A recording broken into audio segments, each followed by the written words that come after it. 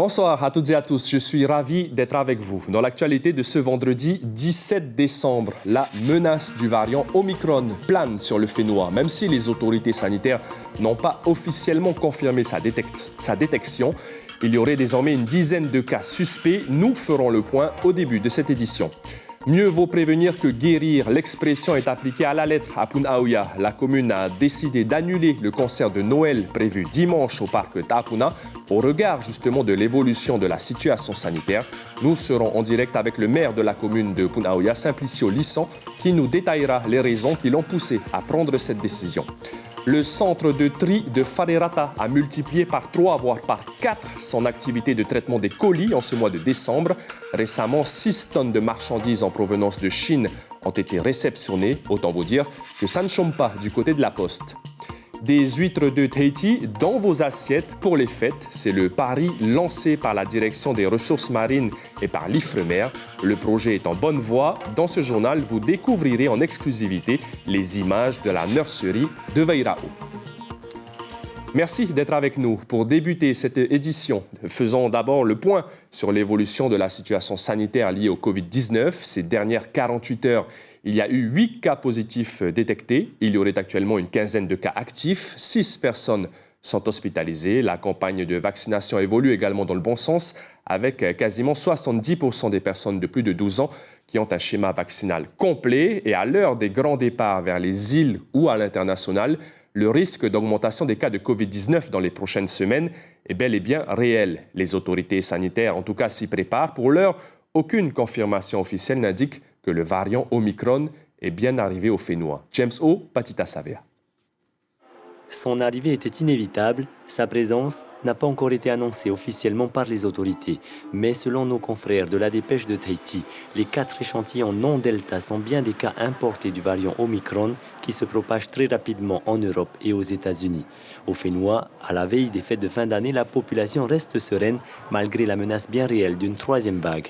Je pense qu'il faut faire plus attention aux personnes âgées, ceux qui ont des problèmes de santé. Mais sinon, les jeunes ou ceux qui sont en bonne santé, il n'y a pas de problème particulier. C'est pas pareil les symptômes quand on est jeune.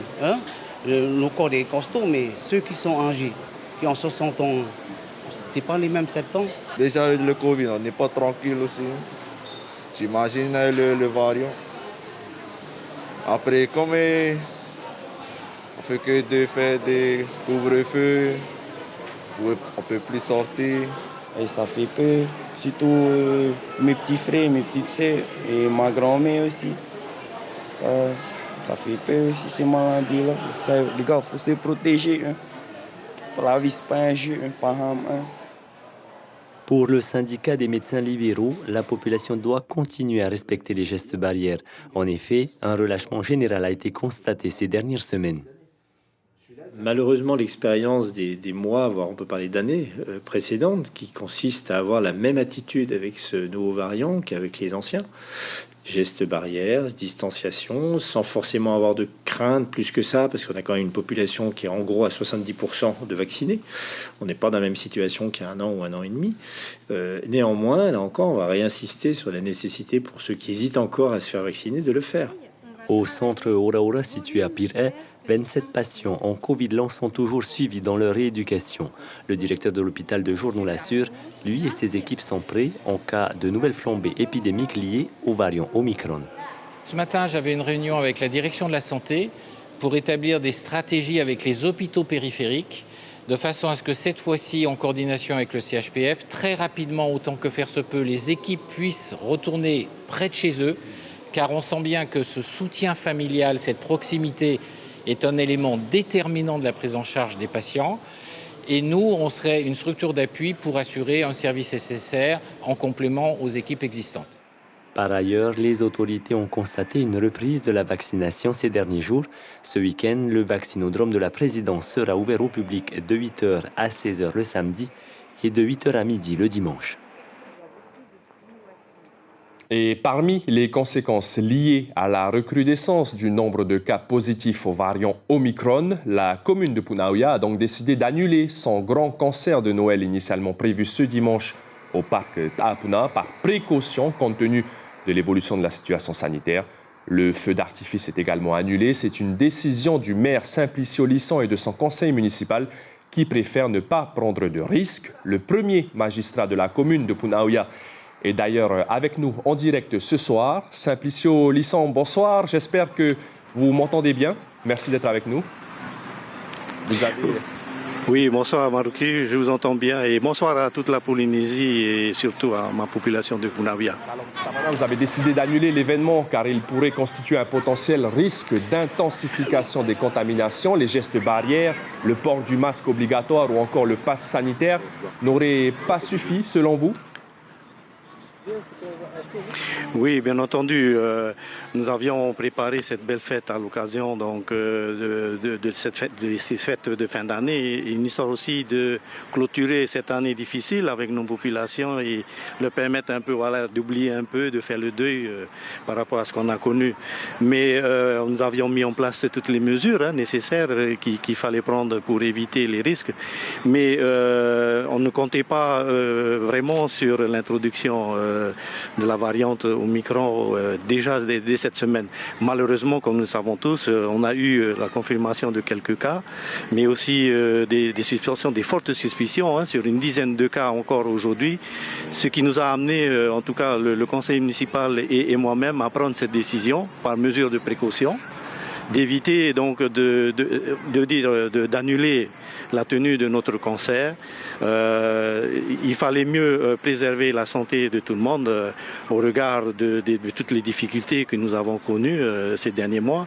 Il ne fallait pas prendre de risques. Donc nous avons préféré effectivement d'annuler et d'offrir le concert un peu plus tard lorsque les conditions seront bien meilleures et lorsque surtout les mesures de protection, les passes sanitaires auront été bien mises en place au niveau du pays. Alors, monsieur le maire... Par ailleurs, il y a aussi des conditions météorologiques qui risquent de se compliquer dimanche.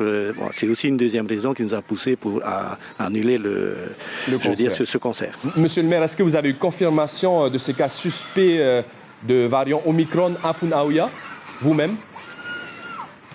Oui, nous avons joint du personnel donc à la direction de la santé qui nous a dit qu'il y avait probablement 10 cas qui restaient à confirmer réellement, mais nous ne voulions pas prendre de risques et je pense que la santé est importante, c'est cela qui prime. Chaque famille aura l'occasion de fêter dignement les festivités à domicile. Je crois que c'est plus sage et en attendant de jours meilleurs, bien entendu. Merci beaucoup, Tavana, d'avoir répondu à nos questions. Et on le rappelle, donc, le concert de Noël de dimanche est annulé à Punaouia, tout comme la course à pied de la corrida de Noël. Merci également à Sandroli qui était à la caméra et à la transmission. Nous sommes à quelques jours du réveillon de Noël et comme vous vous en doutez, au centre de tri de Farerata à Punaouia, l'activité a fortement augmenté car chaque semaine en temps normal, ce sont plus de 5000 colis qui doivent être redistribués. Au mois de décembre, ce nombre a été multiplié par 3, voire par 4, car depuis mercredi dernier, 6 tonnes de marchandises supplémentaires sont arrivées de Chine. Autant dire que les petites mains de la Poste ont encore du pain sur la planche. Chiquita Teivada Rouzès et Sandroli. Ils sont arrivés mercredi dernier en provenance de Chine. 6 tonnes de colis que certains Polynésiens attendaient depuis octobre 2020. Ils viennent s'ajouter aux 5000 paquets réceptionnés par semaine. Chaque paquet, aussi petit soit-il, est scanné. Tous les clients, ils ont commandé, ils ont un numéro de suivi. Et ils seront bien contents aussi d'avoir le paquet comme quoi c'est bien arrivé aux agences postales. Un retard lié notamment aux difficultés d'expédition par voie maritime de la Chine vers l'Australie, en passant par la Nouvelle-Zélande, pour enfin arriver en Polynésie des mois plus tard. Ici, les derniers sacs attendent encore d'être redistribués dans les agences, priorité aux îles. Après une semaine et demie de travail, l'ensemble de ces envois ont été triés. Une bonne partie a déjà été acheminée dans les bureaux de poste. Et là, ce sont les derniers sacs qui sont là, qui sont en cours d'acheminement sur les différents grands bureaux de Tahiti. Certains colis suspects, produits alimentaires fraîchement débarqués, ne seront pas livrés en temps et en heure. Ils seront stockés en zone de dédouanement postal en attendant de plus amples vérifications. C'est plus de 12 000 colis qui passent ici chaque année en attente des régularisations pour leur situation douanière. On est sur des colis à destination de particuliers pour lesquels on a estimé que la facture n'était pas suffisante, elle n'était pas forcément sincère. C'est aussi des colis où la facture dépasse 50 000 francs, donc pour lesquels le destinataire doit établir une déclaration aux douanes auprès d'un déclarant externe à Farirata. Mais c'est aussi des colis qui arrivent qui contiennent des saucissons, du miel, des plantes, différents éléments qui sont soumis à restriction à l'importation en Polynésie. Entre la réception des marchandises par Farirata et l'envoi des avis aux clients, il faut généralement 3 jours, voire une semaine pour les paquets asiatiques. C'est ce que vient de recevoir l'agence de Punavai, soit 400 colis à écouler en un temps record. Là, c'était uniquement un sac. Là, comme vous pouvez voir, il y a à peu près une vingtaine de sacs qui sont arrivés ce matin. Donc tout va être traité aujourd'hui. Ça va être mis en boîte, les avis vont être mis en boîte d'ici la fin de la journée. Et dès qu'ils pourront, ils appelleront les clients pour pouvoir venir récupérer si on a leurs coordonnées. 8 palettes de colis en provenance de Chine attendent encore au port de Papeete. Une cargaison plus importante est attendue dès lundi, certainement les derniers cadeaux pour les fêtes de Noël.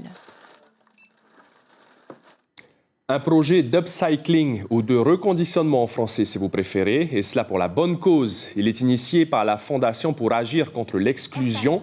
La compagnie aérienne Air Tahiti Nui a en effet confié son stock d'uniformes aux anciennes impressions pour produire une collection originale de sacs et accessoires solidaires. Les fonds récoltés seront entièrement reversés à l'association Emauta qui lutte contre l'exclusion. En partenariat avec la Fondation Anavai, une édition coup de cœur de 40 trousses a spécialement été dédiée. Les informations sont à retrouver sur la plateforme de dons www.anavei.org. Et la Fondation Anavei toujours a organisé cet après-midi un concert de Noël pour une centaine d'enfants pris en charge par des foyers ou accompagnés par des associations.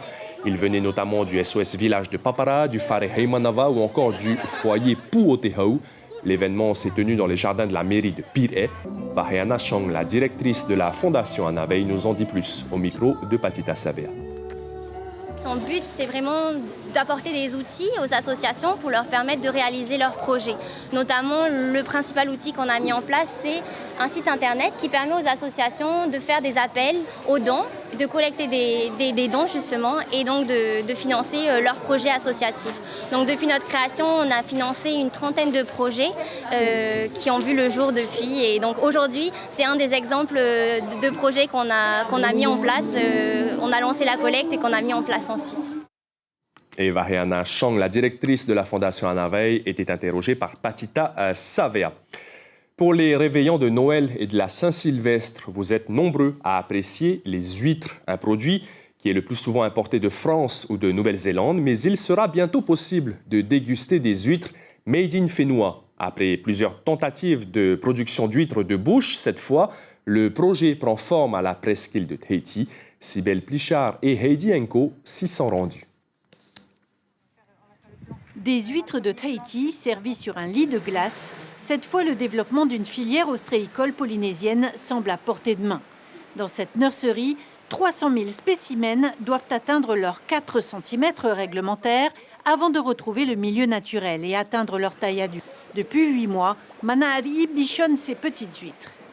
On va dire que le fait de travailler sur une espèce qui se développe naturellement ici facilite les choses parce qu'elle est adaptée à la température, aux conditions du lagon, etc.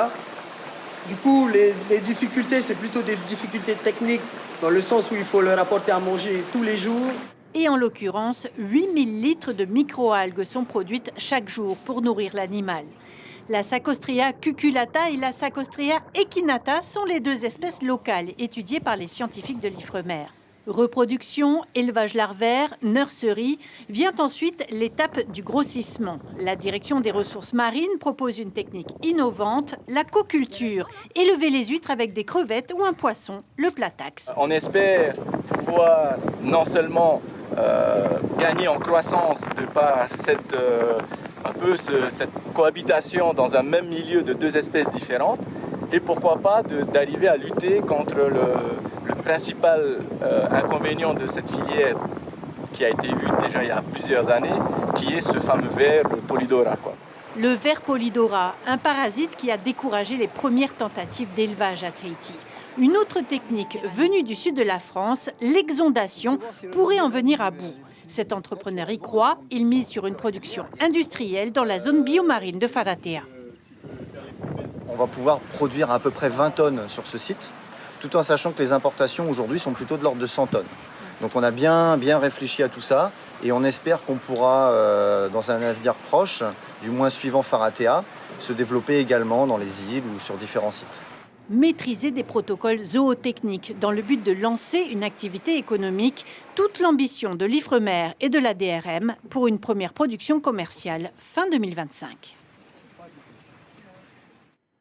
Après son petit tour au marché de Papeete hier et dans quelques restaurants de Tahiti cette semaine, Babette de Rosière s'est envolée pour Bora Bora où elle a été accueillie comme il se doit. Elle a également pu rencontrer quelques cuisiniers de l'île et déguster bien évidemment quelques recettes.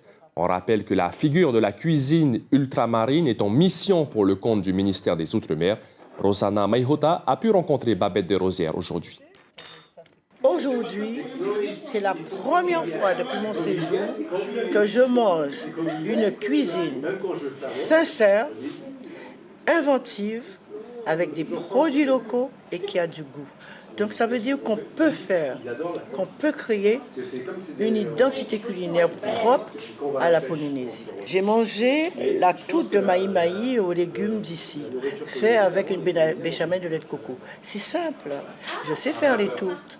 Mais là, faite comme ça, avec une croûte de pain, mijotée avec les légumes d'ici, avec du ourou, avec du taro, avec tout ça, c'est une belle invention. Et quand j'ai mangé le bourgeon de ourou, c'est le bourgeon de fruits à pain, ça ne me viendrait même pas à l'idée de faire une cuisine avec ça. Et pourtant, nous avons le fruit à pain partout.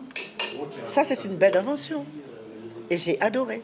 Et je pense que Babette, elle va vraiment donner un coup d'accélérateur pour que les plats polynésiens soient plus vus à la télé, quoi. Et ça, franchement, c'est cool. Ah, très content, ouais. C'était vraiment intéressant. Ouais. Une douzaine de nageurs et de nageuses du Fénois sont en métropole depuis maintenant une semaine. Ils sont accompagnés par 3 cadres de la Fédération tahitienne de natation. Ils participeront au championnat de France jeunes 50 mètres et juniors 25 mètres, respectivement à Rennes et à Massy, du 18 au 22 décembre. Sylvain Roux, le directeur technique de la Fédération tahitienne de natation, nous en dit davantage. Le championnat de France jeunes, on espère avoir quelques médailles.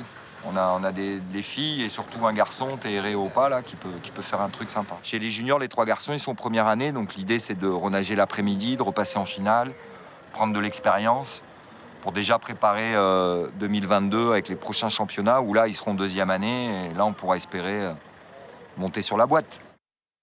Et à noter, le week-end dernier, la participation au championnat de France élite d'Angéline Trégoa en dos et en 4 nages et de Hugo Lambert en nage libre et en papillon. Cette image capturée aujourd'hui au large de Tahiti par le pêcheur professionnel Manutea Mahei. Plusieurs orques ont été aperçus à moins d'1 kilomètre de la passe de Taoné. Ils ont accompagné le bateau durant quelques minutes. Chaque année, il est possible de les apercevoir près des côtes, notamment durant la saison des baleines, car les orques sont de redoutables prédateurs, particulièrement pour les baleineaux. Pour la petite histoire, Manutea Mahei a tapé 5 haura aujourd'hui. Les orques lui ont donc porté chance. 2 anciens élèves du Conservatoire artistique de Polynésie française donnent un concert ce soir à Tiperui. Au piano, Viriamu Iteteta, qui est passé par le prestigieux Royal College de Londres avant d'arriver premier du concours d'entrée du Conservatoire national supérieur de musique, premier devant 250 autres virtuoses. Viriamu partage la scène ce soir avec sa muse et compagne, Albina Garek, elle aussi issue de notre conservatoire. Albina, qui est une des plus jeunes violonistes de France à avoir intégré le Conservatoire de Paris. Heidi Enko a rencontré les 2 artistes. C'est un véritable challenge parce que d'un côté, l'envie de ne pas décevoir les proches, tous ceux qui ont été présents, qui sont toujours présents pour m'accompagner, tout ce soutien. Et d'un autre côté, un bonheur de pouvoir partager tout ce que j'ai appris durant les années où j'ai été en métropole. C'est plus un rêve, en fait, parce qu'on pense que les gens qui sont là pour nous ce soir, ils sont déjà bienveillants et ils sont aimants. Et non, justement, c'est plus un rêve qu'autre chose.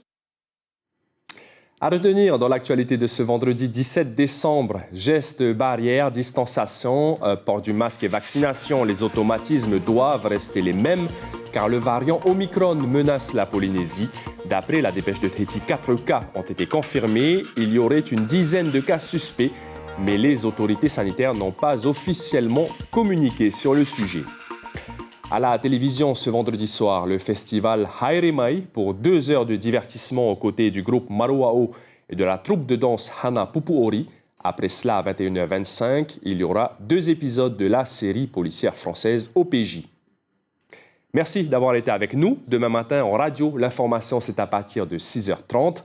On se quitte sur des images des illuminations de Noël et quelques petits messages de fin d'année d'une petite partie de nos journalistes de la rédaction. Je vous retrouve avec grand plaisir demain soir. Prenez bien soin de vous et passez une excellente soirée. Les enfants de toutes les nations.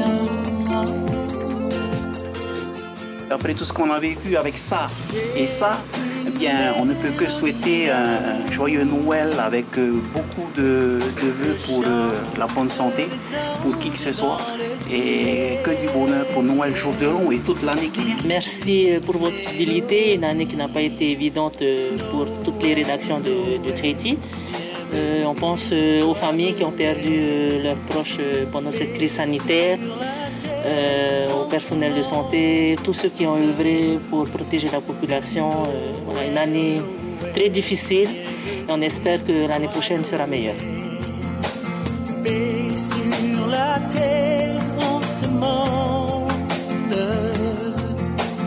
j'entends les rires de... Retrouvez ce programme en replay sur notre site internet.